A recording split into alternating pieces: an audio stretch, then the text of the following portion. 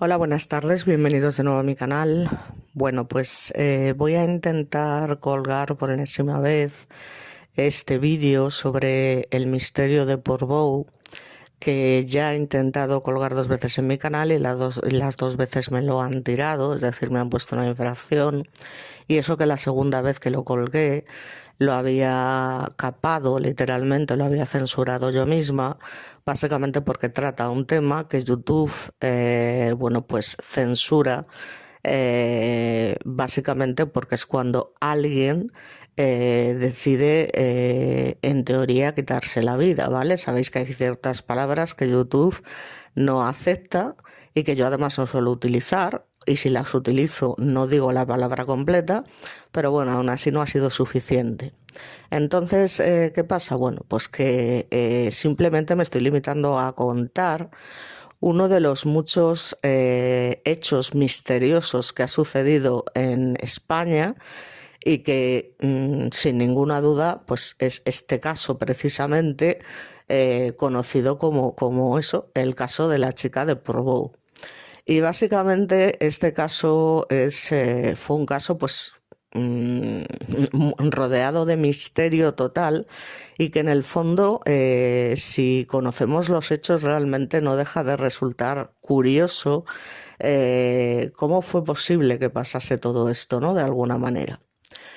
Entonces, digamos que, bueno, pues un buen día, en el año 1990, un señor que iba tranquilamente paseando por el campo, por una de las zonas de Portbou, una zona pues que está un poquito apartada, escondida, monte y demás, pues encuentra con la desagradable sorpresa de una chica, que se encuentra, voy a decir, porque claro, es que ya no sé cómo decirlo para que no, YouTube no me tire el vídeo.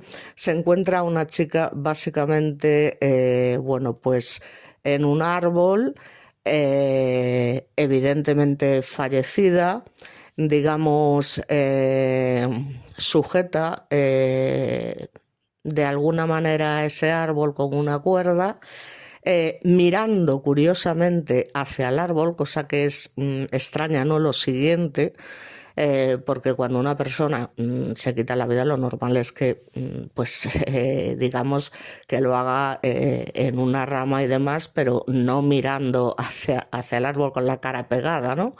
De alguna manera. Y además a una distancia bastante importante, de lo que son los pies, que estaban además completamente limpios por otra parte, pues bastante relevante del suelo, ¿vale? Una distancia que da que pensar que evidentemente esa chica no ha podido escalar literalmente, además con los pies completamente limpios, esa parte del árbol para llegar ella sola, y colocar esa, ya sabemos lo que, para luego atársela a ella misma y, bueno, pues en fin, lo que ya sabéis, ¿no? Y encima mirando de cara a, ya os digo, al árbol y demás. Entonces, claro, esto no deja de llamar la atención, y entonces este señor evidentemente se pone en contacto con las autoridades para dar la noticia de lo que se ha encontrado. Cuando las autoridades llegan allí, se quedan bastante sorprendidas precisamente por esta forma tan extraña de, ya os digo, de supuestamente quitarse la vida. Y bueno, aún así, ellos intentan ponerse en contacto con un forense para que acuda allí, analice y demás antes de levantar el cuerpo. ¿Qué pasa? Pues que el forense que había en ese momento, como pasaba en aquellos años, no puede presentarse ese día porque lleva nada más y nada menos que no sé cuántas zonas, que abarcan no sé cuántos kilómetros, y entonces no le es posible, porque además no le pagaban, parece ser, los desplazamientos, y entonces, pues claro, dice que no, que no puede en ese momento presentarse allí, porque tiene otros casos en otros muchos pueblos de los que se encargaba solo una persona. Entonces, bueno, las autoridades hacen su correspondiente inspección ocular, empiezan a mirar y demás, llaman al juez de turno y lo que hacen es el levantamiento del cadáver, sin que el forense haya visto previamente este tema. Hay que tener en cuenta que en este caso en concreto hay dos chicos en particular, que a día de hoy son ambos, uno periodista y otro fotógrafo, que están allí y hacen unas fotografías muy buenas sobre el acto en sí. Donde se ve absolutamente todo con pelos y señales de cómo está colocada, cómo literalmente para mí, ¿vale? No es factible pensar que efectivamente ella sola hubiera podido llevar a cabo este tipo de acto y de hecho las autoridades se dan cuenta que a tan solo 50 metros de donde se encontraba la chica que tenía 19 años en ese momento, habían estado acampando una pandilla de chicos extranjeros y claro, cuando se dan cuenta de esto, evidentemente los localizan para interrogarlos, pues diciendo, vamos a ver, se ha encontrado esto, ¿cómo es posible que vosotros estando a 50 metros de acampada no hayáis oído ni hayáis escuchado nada? Incluso hay serias sospechas de que tuvieran algo que ver, evidentemente. Bueno.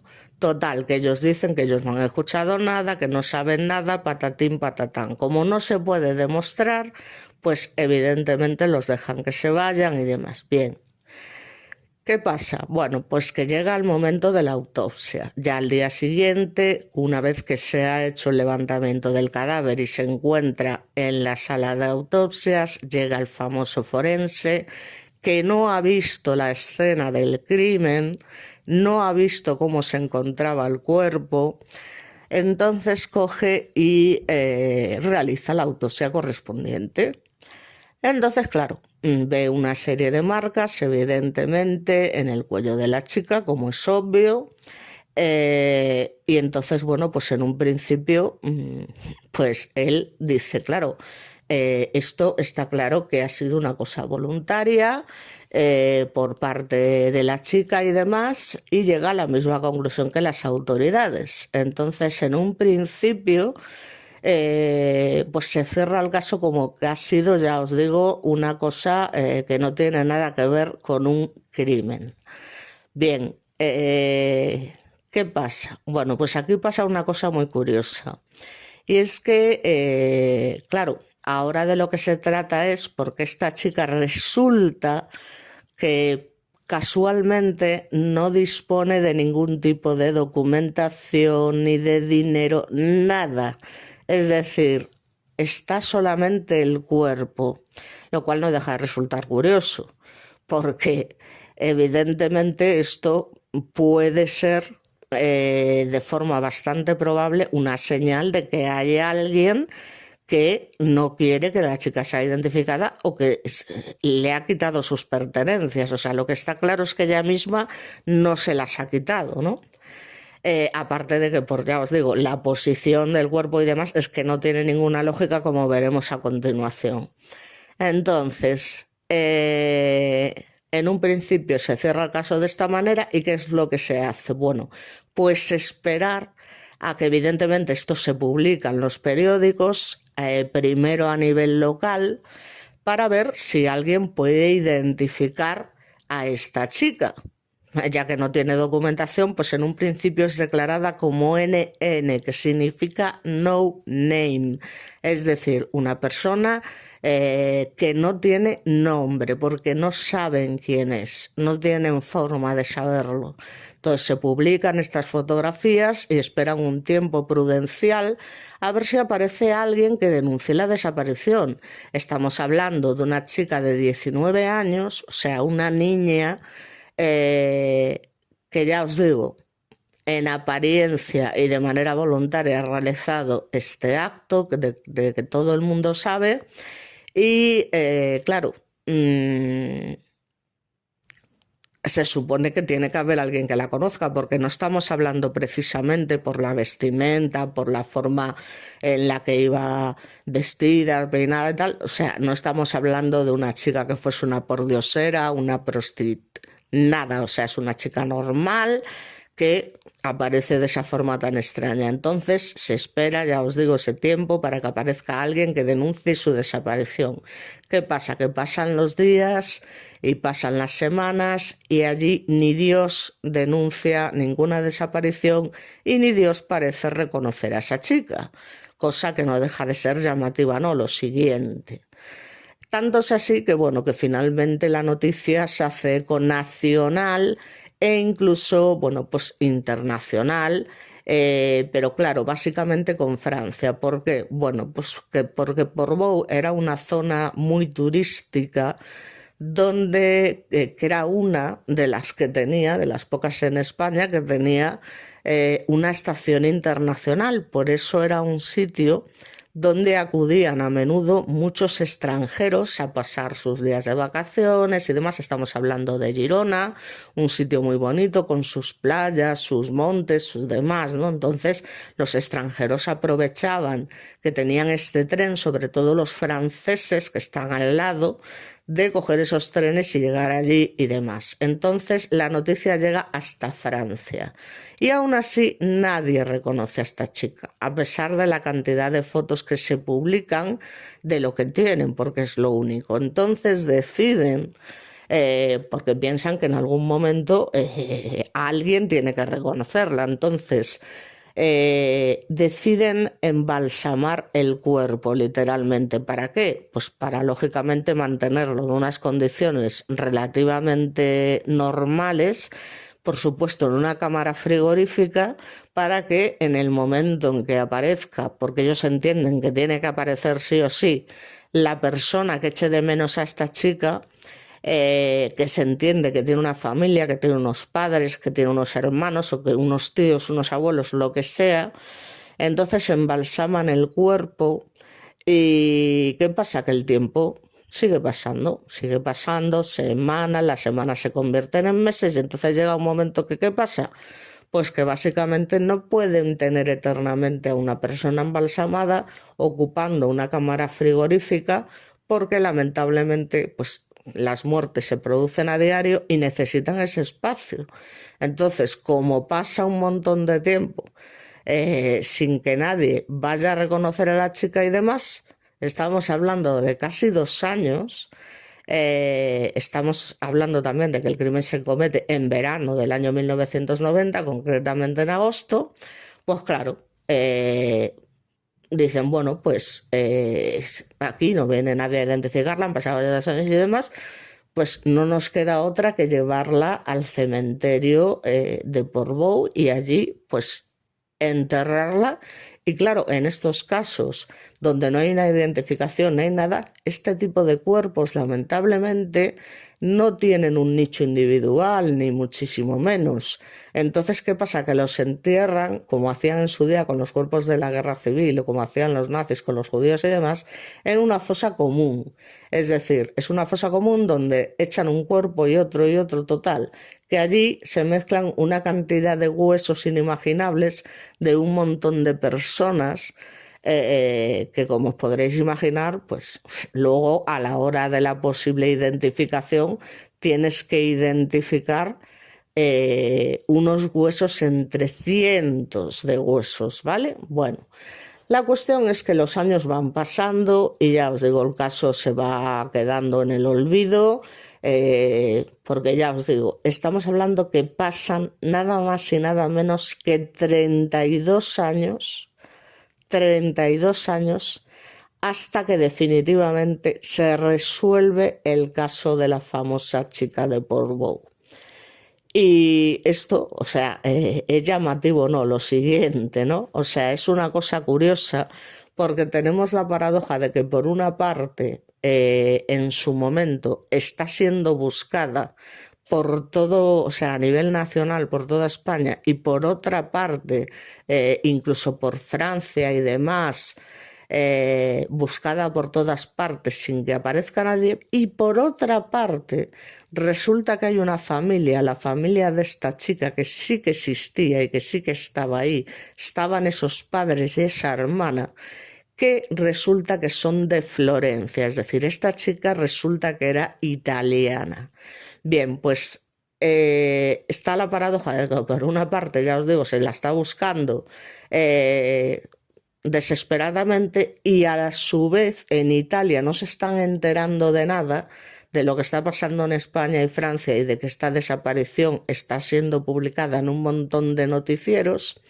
Y resulta que, por otra parte, en Italia, la familia, lógicamente, cuando ve que esta chica no aparece, cuando supuestamente, cuidado, se había ido a hacer una excursión a una zona muy cercana, o sea, en ningún momento tenía la intención de irse a Portbou, ni muchísimo menos, es decir, digamos que era una excursión de ida y vuelta de un día.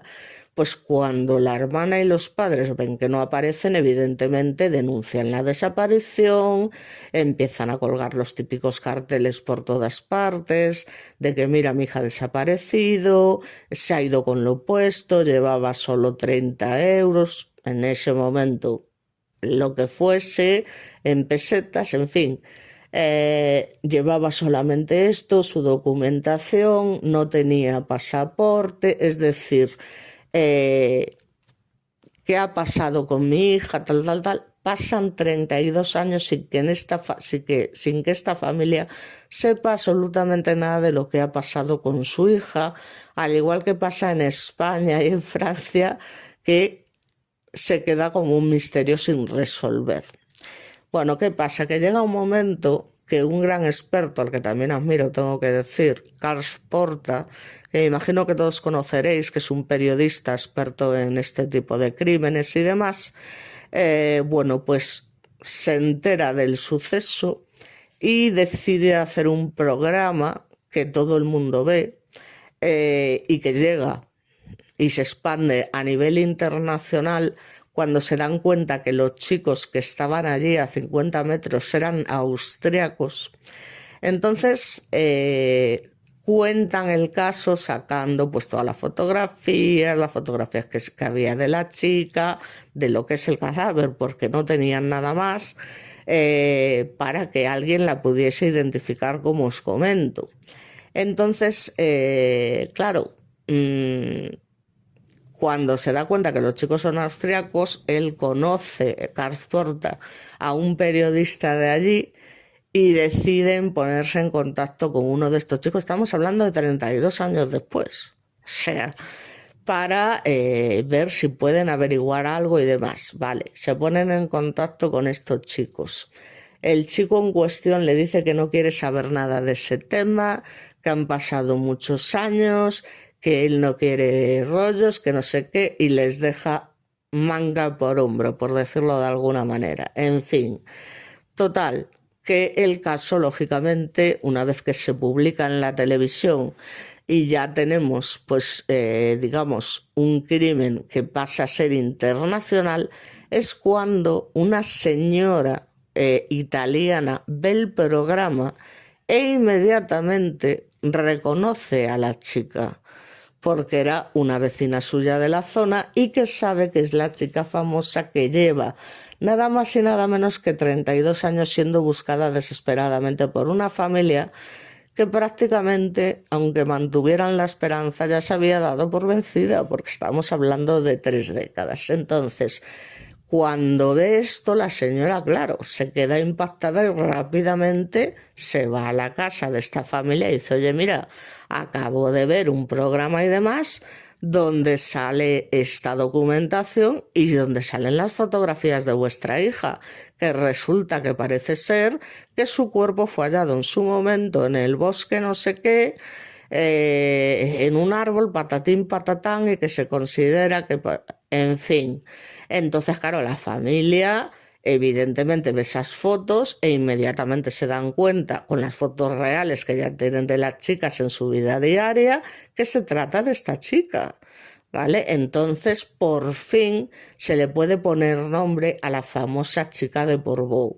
Concretamente se llama Evie Reuter, ¿vale? Bien, ¿qué pasa? Que la familia dice, vamos a ver, ¿cómo es posible que mi hermana, porque realmente la que viaja a España y la que realiza, porque los padres son relativamente mayores, relativamente, que tampoco es que fuesen una cosa, en fin, pero es la hermana la que se encarga de todo, de viajar a España, de llevar las pruebas, las fotografías, la identificación, y efectivamente se demuestra que se trata de esta chica. Entonces, el forense se había quedado marcadísimo por este caso porque le sorprendía muchísimo de cómo era posible que una chica tan joven, que no era, ya os digo, ni pordiosera, ni se dedicaba a ninguna cosa que pudieras decir, bueno, estas desapariciones no se denuncian y tal, y se había quedado con el trauma el hombre, ¿no? De jolín, ¿cómo es posible que no haya aparecido nadie, que esta chica haya tenido que ser enterrada en una fosa común, que no sé qué, que patate? Y es más, aquí viene la clave del caso. Las autoridades, por una parte, ya sabemos que lo que quieren es dejar los casos resueltos cuanto antes. Entonces prefieren, digamos, no mover el avispero.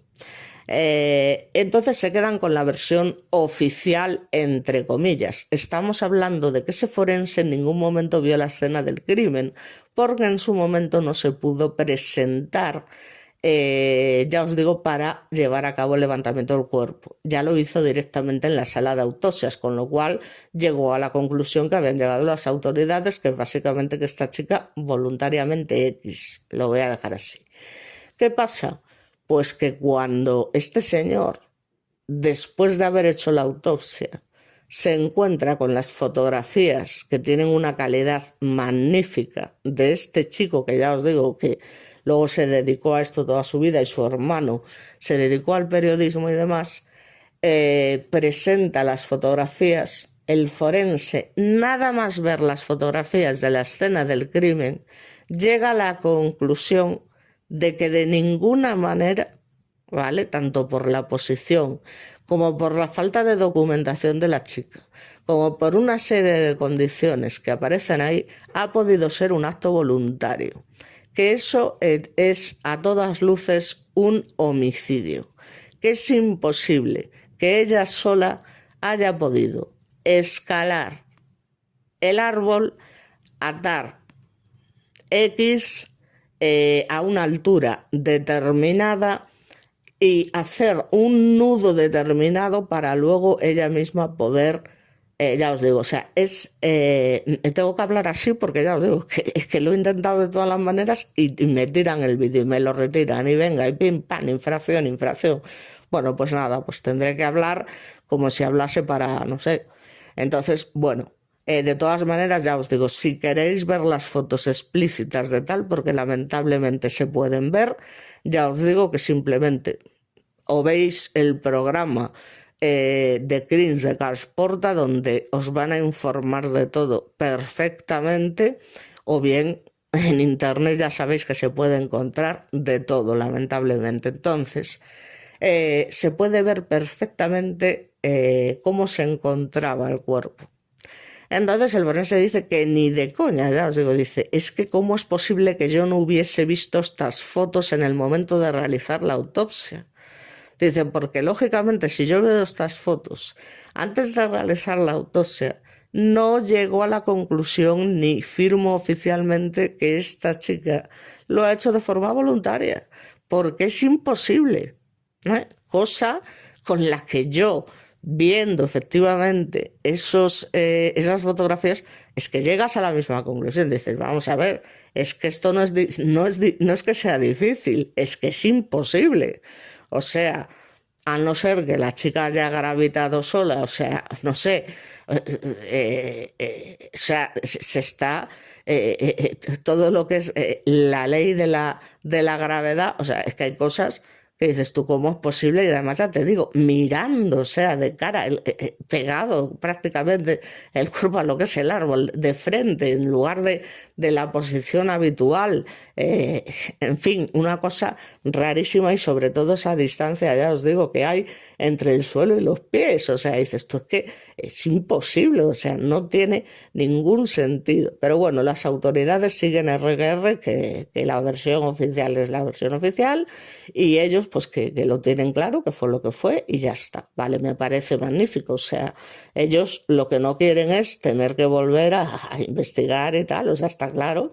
Y entonces pues se quedan con la versión oficial y punto. Y es lo que le cuentan a la familia y demás. La familia evidentemente no se cree esta teoría porque dice, vamos a ver, primero que cómo es posible que mi hermana haya aparecido en Portbou si no tenía ni dinero ni tenía nada. Si mi hermana se iba a ir de excursión a un lugar aquí al lado, iba a volver al día siguiente, que no tiene pasaporte, que no tiene tal.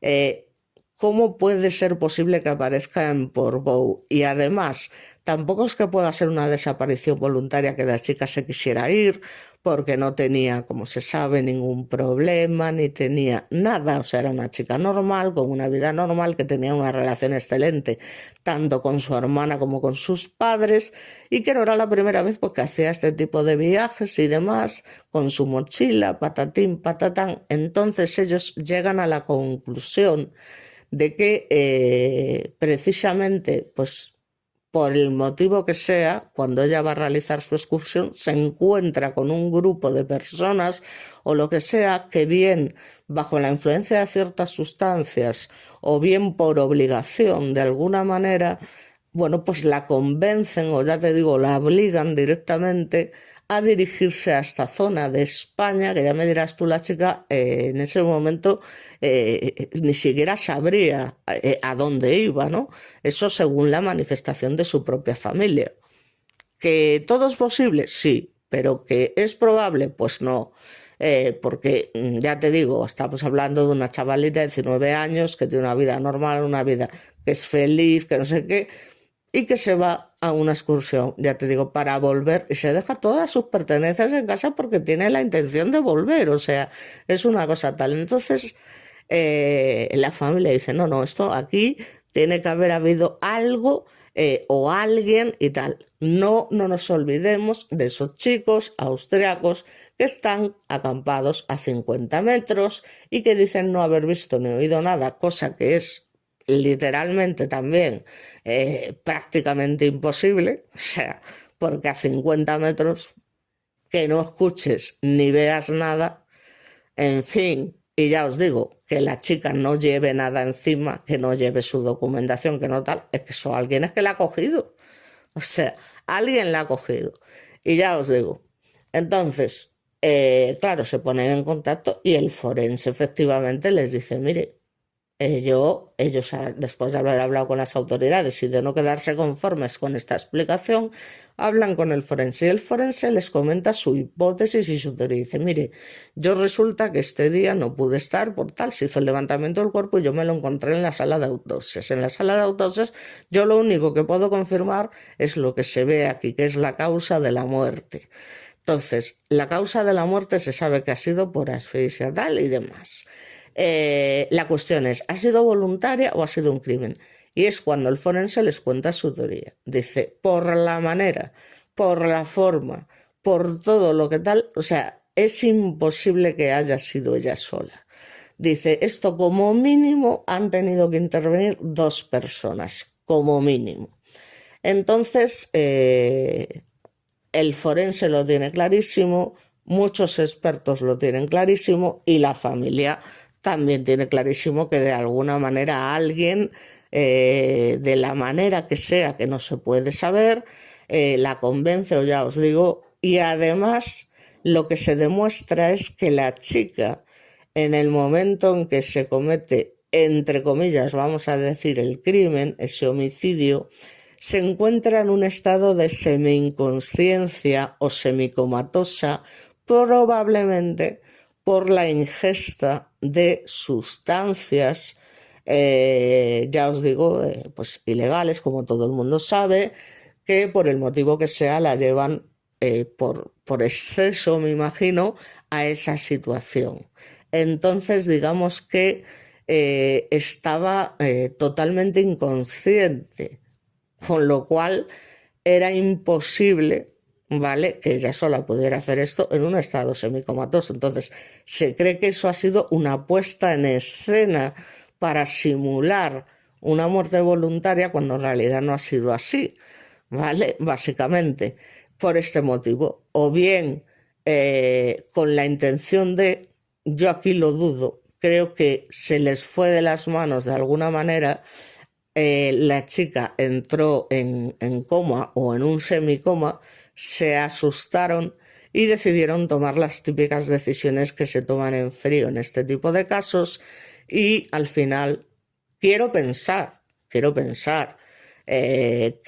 que no se hizo con la intención de, pero, o que pensaron que la chica estaba ya muerta, lo que sea, o que si no estaba muerta, que estaba prácticamente muerta, y para que no se les acusara, aunque no deja de llamar la atención que aparecieran por Bow, en fin, para que no se les acusara de haberla de alguna manera instigado a consumir este tipo de sustancias y haberla llevado a un estado de inconsciencia plena, pues que al final deciden, oye, para quitarse el marrón de encima, deshacerse de las pruebas y hacer pues que todo parezca lo que no es, ¿no? Y allí es donde se crea esa escena, eh, pues que al final no deja de ser un montaje, o sea, un montaje para que parezca lo que no es, pero un montaje que no deja de llamar la atención, porque ya os digo, es que tenéis que ver las fotos del asunto y es que dices, venga hombre, o sea, ¿cómo alguien puede llegar a realizar este acto? Ya te digo que es que el forense lo repite una y otra vez. Que como mínimo dos personas, que es imposible además, con los pies completamente limpios, las zapatillas en el suelo, ¿vale? Sus zapatos que llevaba puestos en el suelo a una distancia de unos 50 centímetros. O sea, dice, vamos a ver, escala por el árbol. O sea, ¿cómo haces esto? Es que es imposible técnicamente, ¿no? Y esto, en este sentido, un forense tiene más experiencia que la que puede tener un policía, que al fin y al cabo puede investigar un crimen, pero respecto a posiciones, motivos de una muerte como tal, del análisis de un cuerpo, de qué es lo que puede haber matado a una persona o no, pues evidentemente eso una autoridad no lo puede saber sin la colaboración de un experto. Ahora, en este caso, de un forense, antropólogo forense, o sea, llámale X, es que me da exactamente igual. Entonces, eh, esta es la cuestión y, bueno, pues finalmente la familia no le queda otra que aceptar que probablemente a su hermana, a su hija de tan solo 19 años, alguien le habría quitado la vida por el motivo que fuese. Bien porque se fue de las manos, bien que tal, vamos, que el caso es que había sido un homicidio, ¿no? Esta es la conclusión, ya te digo, a la que llega la familia, a la que llega el forense y a la que llego yo también, según lo que he podido ver, ¿vale? Entonces, aún así las autoridades lo siguen negando, ¿eh? Las autoridades siguen manteniendo que fue algo voluntario, vale, perfecto. ¿Es una posibilidad? Bueno, es una posibilidad, pero una probabilidad muy pequeña, porque ya os digo, es que no tiene ningún sentido esa posición. Vale, perfecto. Entonces, ¿qué pasa? Pues que la familia dice, bueno, pues ya no nos queda otra, lo único que nos queda es recuperar el cuerpo. Y aquí viene la segunda parte de lo que es un caso que ya es de coña totalmente. Esto es la gota que colma el vaso.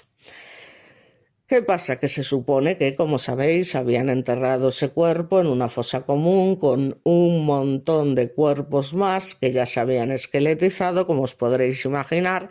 Entonces allí hay 600.000 huesos, o sea, una barbaridad.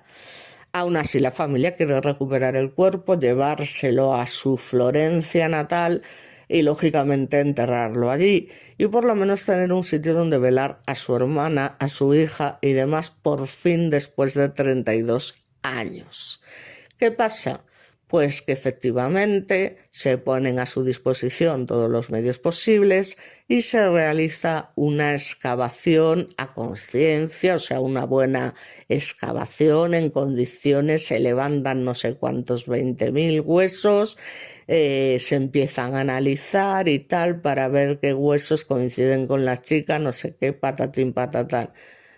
¿Cuál es la historia de este asunto? Que por ninguna parte, y después de todos los huesos que se analizan, que es literalmente imposible que se analicen no sé cuántos mil huesos que podía haber allí, resulta que ninguno coincide con el de la chica.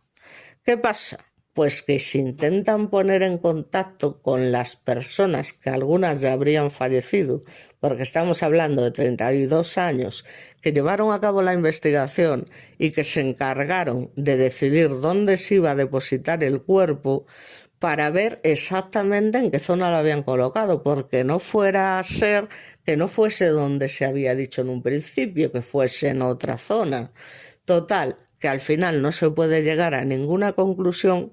A la única conclusión que se puede llegar es que no se encuentran los huesos de esta chica, y las personas que en aquel momento estuvieron en el caso dicen no recordar con exactitud dónde fue depositado el cuerpo de la chica, lo cual me parece muy fuerte que esto solo pasa en España, no haya quedado documentado por escrito en una investigación de estas características.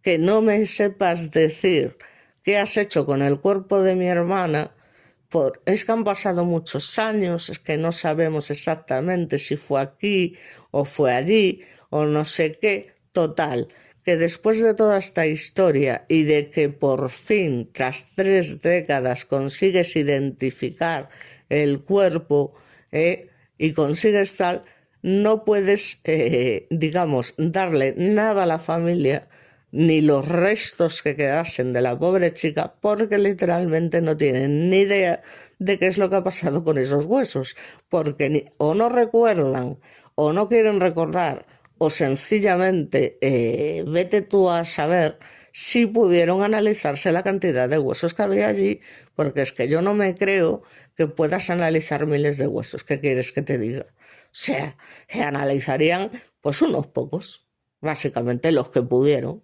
Entonces, este es el tema, ¿vale? Así que la cosa queda de esta manera. La pobre familia no tiene otra que volver a su país y quedarse sin nada.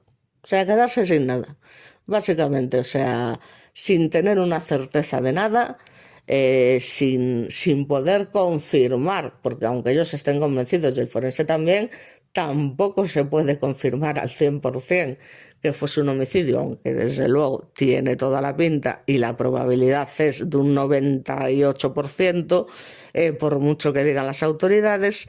Y ya me diréis si este caso no resulta triste, no, lo siguiente, es decir, que se produzca ese paralelismo tan triste, ¿no?, de estar desesperadamente aquí en España buscando, publicando en el periódico y noticias y tal, y por otra parte una familia en Italia, que es que tampoco está tan lejos, que no se está enterando de nada de lo que está pasando aquí, y que por otra parte están desesperados por encontrar a su hija y a su hermana, para ser concretos.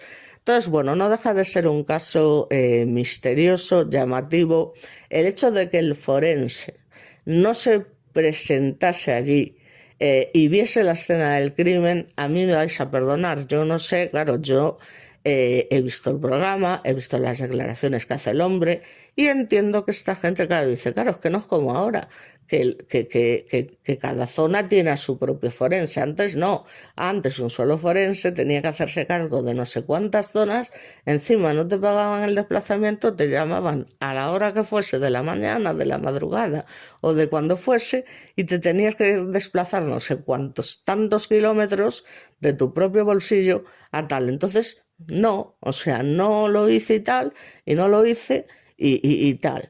Y encima que no se me presentasen esas fotografías y esas pruebas y tal, y me hicieran llegar a una conclusión equivocada de qué fue lo que pudo pasar allí. Dice, claro, cuando veo la foto me echo las manos a la cabeza y digo esto, claro, esto no deja de que yo no digo que la culpa fuese del forense, evidentemente. La culpa, como siempre, es de las personas que se encargan de asignar a este tipo de trabajadores y que les ponen una cantidad de trabajo que les supera, es decir, no dan abasto, ¿vale? No puede ser que haya un solo forense para una zona tan amplia.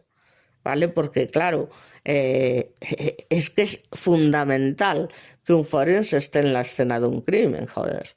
Es que de hecho a día de hoy no se hace un levantamiento del cadáver sin que haya llegado allí el forense, el juez y en fin, o sea, es una cosa bastante obvia. Entonces el hombre, claro, imagínate, ya estaba traumatizado de por sí por el hecho, pero ¿cómo es posible que nadie la reconozca? ¿Cómo es posible que no se denuncie? ¿Cómo es posible que tal? Y se le queda marcado de por vida. Y cuando aparece la familia 32 años después y este hombre sigue vivo y se acuerda perfectamente del caso, se echa las manos a la cabeza y dice, Madre de Dios, y tal. Y cuando aún encima ve que no se pueden recuperar ni los huesos, es que el tío, es que se le caen las lágrimas, a decir, pero ¿cómo es posible? O sea, que esté pasando esto, que esta familia haya tenido que sufrir este tema. ¿Vale? Entonces él lo único que puede hacer es darles, ya os digo, su hipótesis y su conclusión clara de que se trató de un homicidio y que por el motivo que sea, pues esta chica terminó como no tenía que terminar en ningún caso. Entonces, bueno, la verdad es que ya os digo, es que tiene narices, o sea, lo que es la escenificación, porque para mí es una escenificación totalmente del crimen, cómo se hace, es decir, y cómo alguien puede, a ver, yo es lo que os digo, que por ser posibles, cosas más raras se han visto, pero es que, jolín, solo tienes que ver las imágenes para decir, hostia, es que esto, ¿cómo carajo lo hizo? Porque claro, no deja de ser una cosa realmente sorprendente, ¿no? Pero bueno, al final lo que es eso, lo que realmente da pena es que estemos hablando de un crimen que se resuelva 3 décadas después, ¿vale? Cuando estamos hablando de Italia, que es que estamos dentro de Europa, ¿vale? Y que quizá esas publicaciones, esas noticias, bueno, es verdad que estamos hablando de los años 90, que no es como ahora, pero tendrían que haberse publicado más a nivel internacional, ¿no? Teniendo en cuenta sobre todo que estamos hablando de un sitio en Girona donde tenemos esa estación, precisamente esa estación, ¿no? Internacional. Entonces, yo creo que por parte de las autoridades españolas debería, yo creo, ya te digo que en ese momento a lo mejor no existían ni los medios, ni las tal, ni cual, bueno, estamos hablando de los años 90, no del siglo XV, pero bueno, eh, no sé, haberle dado más repercusión, porque desde luego en Italia, o sea, se cansaron de buscarla y se colgaron, ya os digo, había carteles de la chica por todas partes. Y es que ya os digo, no deja de llamar la atención que en ningún momento se llegase a una coincidencia, aunque fuese de manera casual, de personas italianas que hayan viajado a España, que hayan visto las noticias, que hayan visto esos carteles en Italia, que tengan que pasar 32 años para identificar a una pobre chavala de tan solo 19 años. Ya os digo, que finalmente, bueno, pues acabó como acabó por motivos que nunca sabremos, porque nunca sabremos por qué la chica termina en una zona donde desde luego ella sola no tenía la opción de llegar por mucho que quisiera huir, porque no tenía los medios, ni el dinero, ni el pasaporte, no tenía nada. Entonces, ¿cómo termina allí? ¿Cómo termina de esa manera? ¿Y qué fue lo que pudo pasar que llevó a que esta pobre chica, que en un principio, ya os digo, tenía la intención de hacer un viaje más simple, normal, mañana vuelvo, esto y tal, y que de repente desaparezca en estas extrañas circunstancias y aparezca a tomar por saco de donde supuestamente iba a ir. Entonces, bueno, ya os digo, es un caso curioso, ¿no? Lo siguiente, espero que esta vez YouTube no me censure porque, a ver, creo que no he dicho nada, creo que pueda llevar a pensar ni palabras prohibidas ni nada.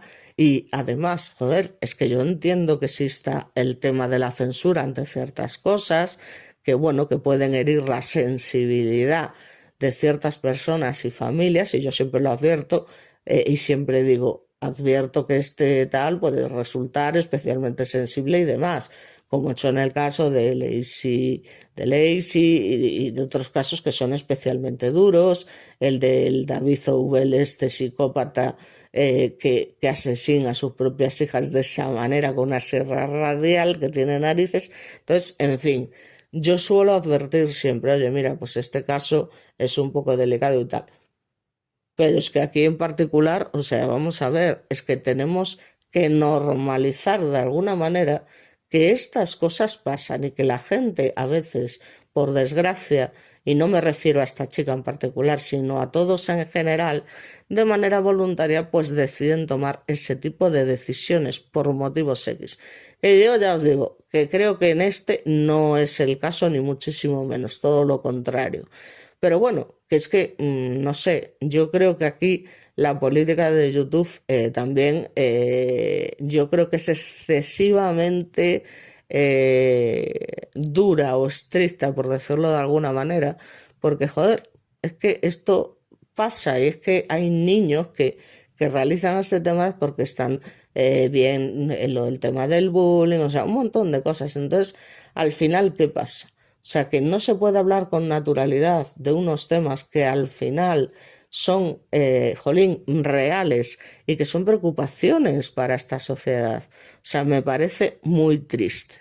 Y luego aprovecho la ocasión de que estoy realizando este vídeo para manifestar, y aquí cada uno puede pensar lo que quiera, todas las opiniones son respetables, pero lo que está pasando con la nueva super noticia, super mega noticia increíble, resuelto el caso famoso de Kurt Cobain, en fin, que resulta que se ha demostrado que fue un homicidio y tal. Vamos a ver. Esto no es cierto, es decir, esto ha sido una investigación no oficial, no nos confundamos, ha sido una investigación privada, ¿vale? De unas personas que no conocen ni el tato y que han hecho pues su supuesta investigación sobre los hechos y han llegado a su conclusión, que no deja de ser una hipótesis, no es una fuente oficial, ¿vale? Que esté diciendo, oye, pues nos hemos confundido y resulta que este chico efectivamente fue asesino en su momento. No, es más, es que, vamos a ver, yo entiendo que estas cosas puedan llevar a confusión y que cuando salen estas noticias todo el mundo se hace eco de, pues se ha descubierto por fin, gente que debía de escuchar los discos, pero que no habrá indagado mucho más allá. Es que hay 20.000 biografías de este chico, porque era un chico con 27 años, donde se narran todos los acontecimientos con pelos y señales que precedieron lo que era obvio que iba a pasar, o sea, de un momento a otro. Que si es imposible que con tanta heroína en sangre el sol no sé qué. Vamos a ver, hay una cosa que se llama tolerancia. Y me remito al tema de Layne Staley, una persona que podrida literalmente y por desgracia durante 5 años, que está un día tras otro, dale que te pego, metiéndose y demás, que sobrevive, que cómo es posible. Pues es posible porque esa gente, y sé de lo que estoy hablando, porque yo soy una persona que, como os he dicho 20.000 veces, tomo medicación que se la toma una persona normal un día y es que muere.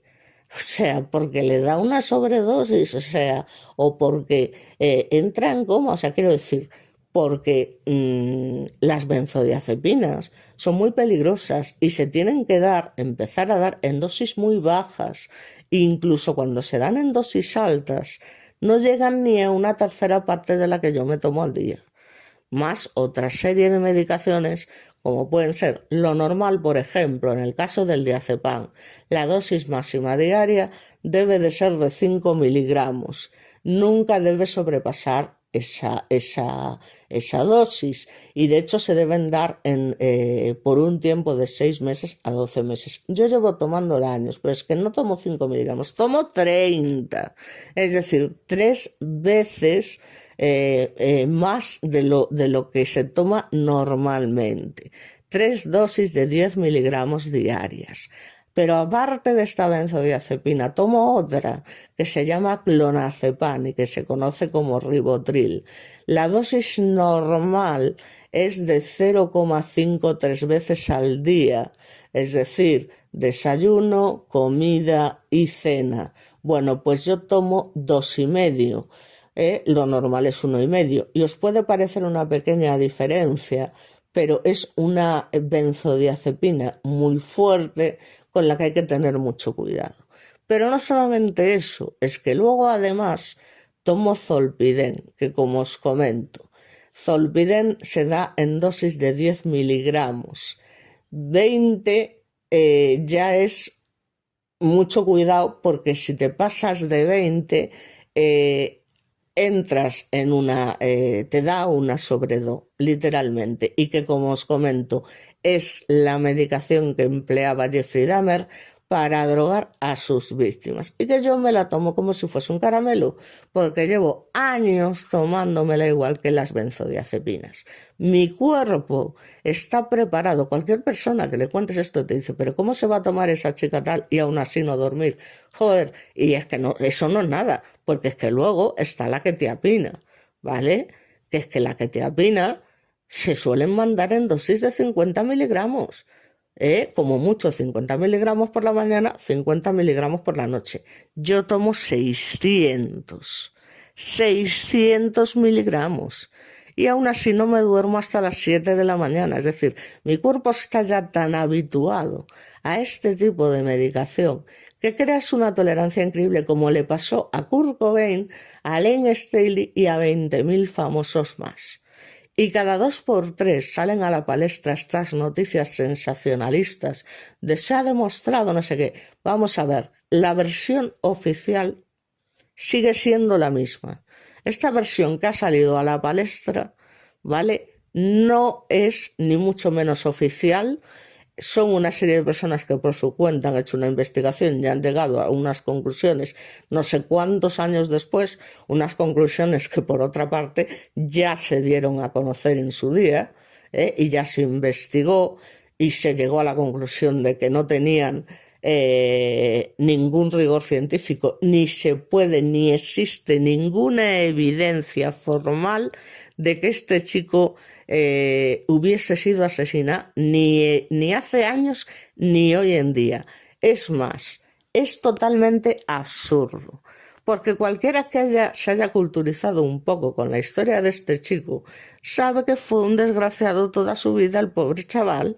Que estamos hablando de un chaval de 27 años que tenía problemas muy graves a nivel psicológico, a nivel físico y a todos los niveles. Y luego, por otra parte, vienen con el cuento otra vez de Courtney Love, que si ella está detrás, que si no sé qué, porque él se quería divorciar. Eso es mentira, y lo afirmo al 100%. La que habló de divorcio en este caso fue ella. ¿Qué pasa? Que como Kurt Cobain, precisamente, uno de sus, digamos, trastornos más graves lo había sufrido por el divorcio de sus padres, y sabía lo que había supuesto para él y el sufrimiento que esto le había causado, lo último que quería era divorciarse. Es que era lo último que quería este chico.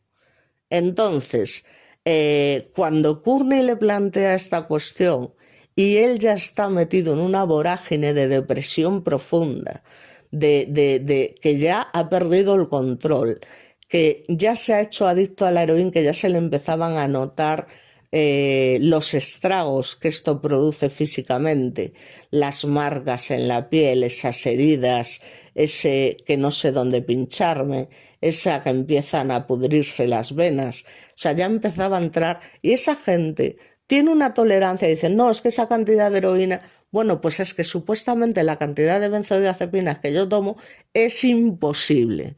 Bueno, pues no es imposible porque efectivamente lo estoy haciendo. Además de otras muchas cosas, de antidepresivos y demás, y patatín y patatán, que es que lo tengo aquí, coño. O sea, quiero decir que es que la tolerancia te puede permitir, el cuerpo puede soportar, y esto está más que demostrado lo que no está escrito. Entonces a mí esta noticia, claro, ¿qué pasa? Que como sale la noticia y se hacen eco determinados medios, pues ¿qué pasa? Que empieza a saltar la noticia, no, porque se ha demostrado que no sé qué, no, no se ha demostrado una mierda. Y de hecho, la versión oficial, es decir, las personas oficialistas que en su día realizaron la investigación y que llegaron a la conclusión que llegaron y que era obvia porque era una cosa que se sabía que iba a pasar en un momento o en otro, estaba cantado, porque no era la primera vez que lo intentaba, ya lo había hecho en 2 ocasiones anteriores, ¿vale? Y si no era en ese momento, iba a ser en otro, ¿vale? Entonces, que me venga la gente con milongas de no sé qué tío ha declarado, pues ha declarado lo que le convenía declarar, porque como comento yo, el afán de protagonismo es lo más importante en ese momento. Y venga a culpar a Courtney de que ella fue no sé qué, pero vamos a ver, hombre, es que hay que tener también 2 dedos de frente, que yo entiendo que estas noticias nos encantan y qué tal, es que esto es exactamente igual de lo que está pasando a día de hoy, que me parece también triste, ¿no? Lo siguiente con el tema de Jeffrey Epstein. Vamos a ver, este tío era un hijo de la jepe, eso no cabe ninguna duda. Pero es que ahora resulta que se le están atribuyendo absolutamente todos los crímenes que han ocurrido en los siglos XX y XXI. Incluso, vamos, seguramente son tan capaces ya de decir que fue el que causó la muerte de Marilyn Monroe, cuando prácticamente no había nacido el hombre. Porque, vamos, es que a mí ya me dirás cómo es posible que ahora resulta que el señor está detrás de absolutamente todas las cosas que han pasado. Incluso ahora lo están relacionando con el caso de Madeleine McCann. Es que esto es una vergüenza. Y no solamente eso, es que además se está diciendo que si está vivo, que si en realidad no sé qué, total, que entre el Jeffrey Epstein, que resulta que no está muerto, que está vivo, que tiene que ver ahora con todos los casos no resueltos del mundo, está él detrás. Sean artistas, sean personas desconocidas, está él detrás. Porque ya sabemos todos que es que resulta que Elvis Presley, John Lennon y incluso el propio Jeffrey Epstein resulta que no han muerto, que están vivos. Y viven todos en una isla y se dedican a cometer todo tipo de crímenes, a cargarse a todos los artistas, porque ya sabemos también que fue el culpable de la muerte de Chris Cornell, de Chester Bennington, de Whitney Houston, de Robin Williams y de toda la gente que ha muerto de manera voluntaria, por decirlo de alguna manera. Entonces, todos los males del mundo y todos los crímenes del mundo, sean de celebridades o no, están relacionados con este tipo. O sea, yo alucino. Y la gente coge y se lo traga.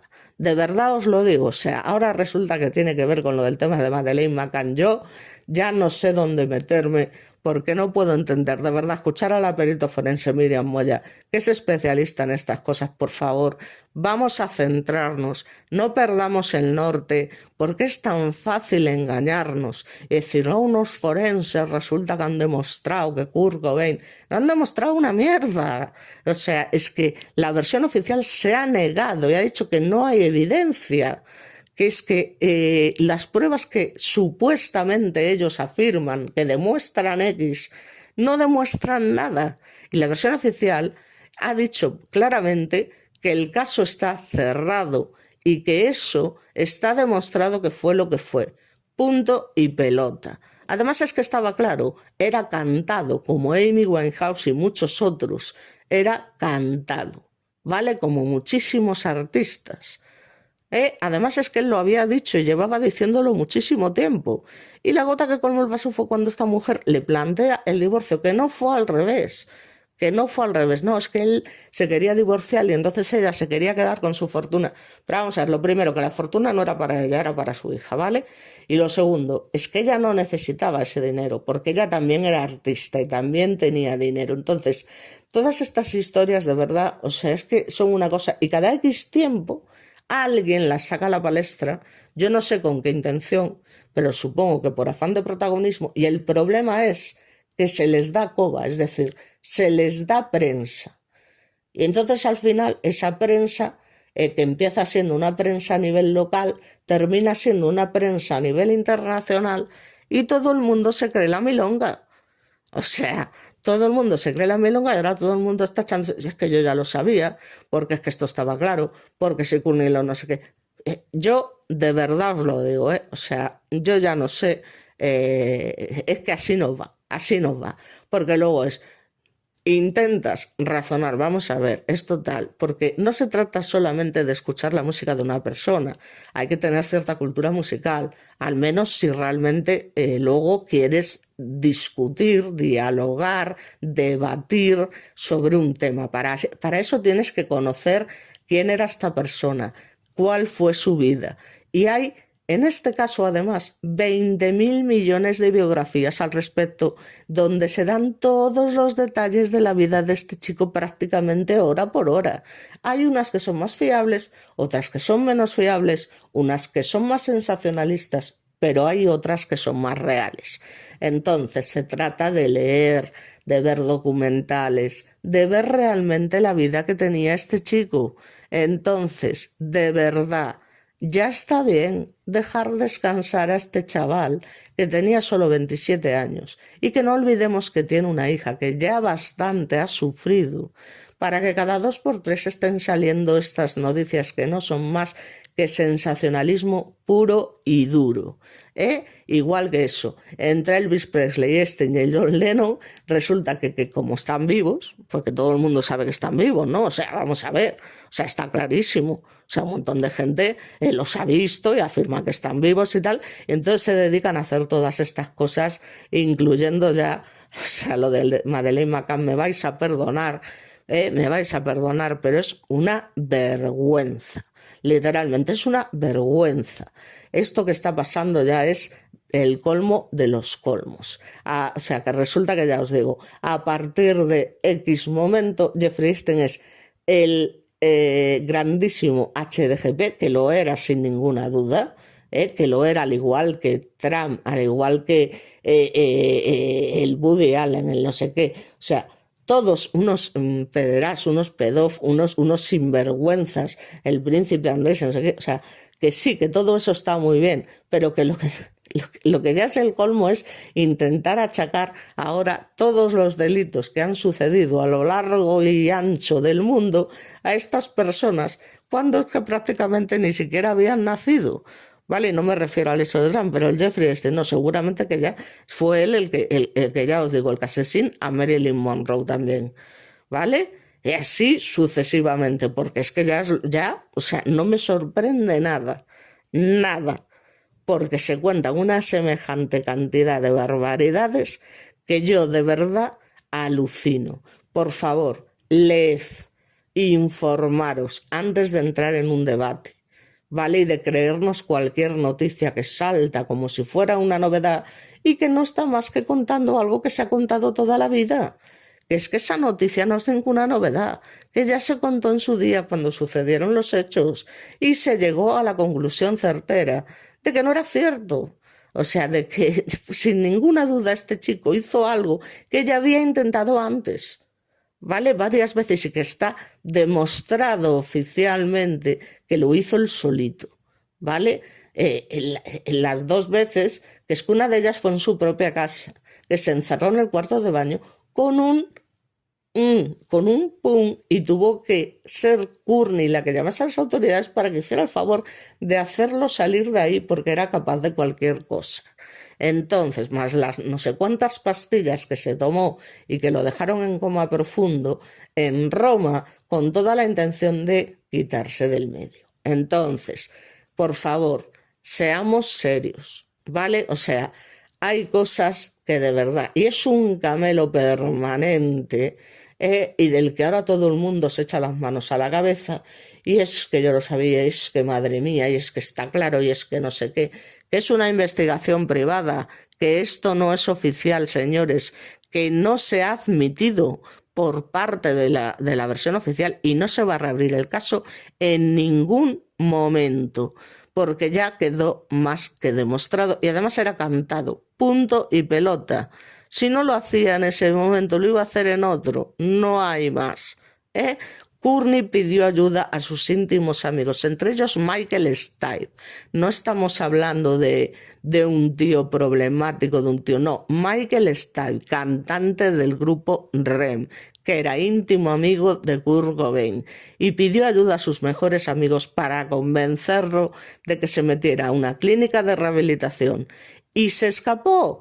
2 días después se escapó, como hizo Len Staley cientos de veces y que consumió hasta pudrirse. Así que fijaos si un cuerpo humano puede resistir lo que no está escrito, una cantidad de droga que no os podéis ni imaginar y aún así no hacer el efecto que la gente cree que le hace porque su tolerancia, repito y demuestro por mí misma, que a día de hoy alguien se toma las 12 pastillas que yo me tomo todos los días y entra en coma como mínimo, ¿vale? Porque las dosis que yo tomo son brutales y además que no las he tomado 6 meses ni un año, que es lo recomendado, que llevo años tomándolas. A mí me das un paracetamol, una aspirina y me da la risa floja. ¿Sabes lo que te quiero decir? Un enantio incluso. Entonces, a mí, igual que a esta gente, pues lo que para una persona es imposible que con esa dosis no sé qué, es imposible para ti, porque no estás acostumbrado. Pero para ellos sí, porque tienen semejante tolerancia y si no que se lo digan a Ozzy Osbourne, a Keith Richards y a gente que se ha metido lo que no está escrito, joder. Es que es una manera de manipular y claro, como la prensa se hace eco, pues todo el mundo se lo cree. Y ya no es que te digan, hay una investigación privada que ha dicho, no te dicen, Kurt Cobain fue asesino. Y luego te empiezan a contar la historia. Y cuando te cuentan la historia y lo lees en profundidad y dices, coño, es que esto lo están diciendo unos investigadores que son privados, que vete tú a saber quién coño son, que no los conoce ni Dios y que, y que esto de ninguna manera es oficial. Entonces, joder, estas cosas hay que mirarlas con precaución. Que luego cada uno piense lo que quiera. Pero joder, informémonos primero de las cosas porque es que ya está bien. Ya está bien. Y ya lo de Madeleine McCann es que no tiene nombre, ¿eh? O sea, es muy fuerte ya, ¿eh? O sea, primero con el Bruckner este, que si tenía no sé qué, a lo cual los peritos forenses expertos de verdad, como Miriam Moya dijo, esto va a pasar como todo. Como no es verdad, están intentando achacarle con tal de no sacarlo a la calle, porque evidentemente no quieren un individuo así en la sociedad. Entonces le van a intentar achacar esto, pero no se va a poder porque no tiene nada que ver, efectivamente. Al final, este señor no se pudo demostrar y ahora resulta que ha sido Jeffrey Epstein el que de los millones de niños que hay en el mundo y en la zona de confort suya, resulta que se va a venir a España a buscar a una niña. Venga, hombre, por favor. O sea, pero ¿quién se va a creer este tipo de historias, tío? Me vais a perdonar, ¿eh? Bueno, total, ya termino, no me voy a enrollar más. Cada uno es libre, evidentemente, y hay que respetar.